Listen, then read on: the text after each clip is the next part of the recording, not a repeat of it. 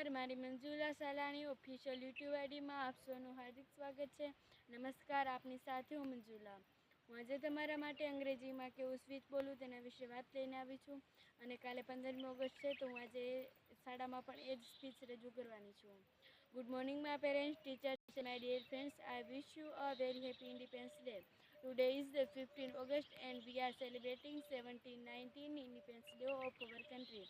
On 15 August 1947, India got freedom for British rule.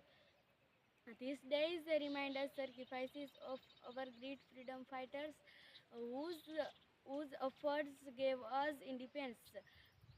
Great, great freedom fighters like Mahatma Gandhi, Subhash Chandra Bose, Bhagat Singh, Rani Lakshmibai, Lajpat Rai and Rajguru fought for independence of India.